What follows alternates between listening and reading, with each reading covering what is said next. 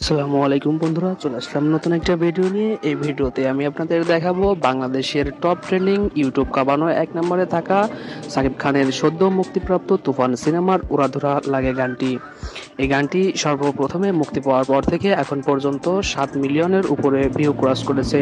গানটি ইতিমধ্যে সাকিব খানের ফ্যান পেজে যারা আছে এবং হ্যাটার্স যারা আছে অবশ্যই একবার হলেও শুনেছে এবং দেখেছে, কিন্তু কেউ এখন পর্যন্ত এই গানের শুটিং ভিডিও দেখায়নি বা দেখেননি।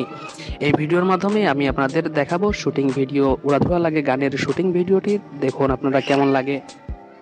হ্যাঁ, গানটা রিলিজ হওয়ার পর থেকে কে কতবার দেখেছেন এবং শুনেছেন অবশ্যই কমেন্ট করে জানিয়ে যাবেন।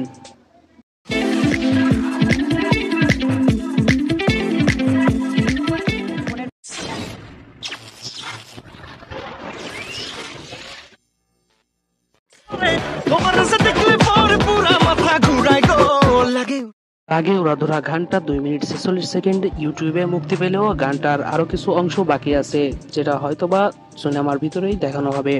তাছাড়া আরো একটা চাঞ্চল্যকর তথ্য, সেটা হচ্ছে তুফান সিনেমার যে গানটা রিলিজ হয়েছে লাগে উড়াধুরা, এই গানটা আসলে দেখতে শর্ট টাইম হলেও গানটার শুটিং হয়েছে লং টাইম।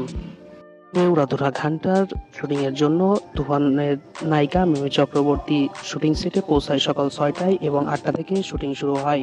সারাদিন শুটিং শেষ হওয়ার পরে এবং রাত্রে 3টার দিকে শুটিং শেষ হয় সম্পূর্ণ গানের। এরপর তারা আর কি ক্লান্ত অবস্থাতে বাসায় ফেরে, এমনটাই জানা যায়। হিসাব করে দেখলেই বোঝা যাচ্ছে প্রায় 18 থেকে 19 ঘন্টা শুটিং করেছে একটানা সাকিব খান, মিমি চক্রবর্তী এবং তুফান সিনেমার গানের যে সদস্যগুলো আছে যারা সবাই মিলে প্রায় 18 থেকে 19 ঘন্টার মতো টানা শুটিং করেছে। তারা আমাদের জন্য এত কষ্ট করেছে, তাদের এত কষ্টের বিনিময়ে আমরা এত সুন্দর একটা গান পেয়েছি।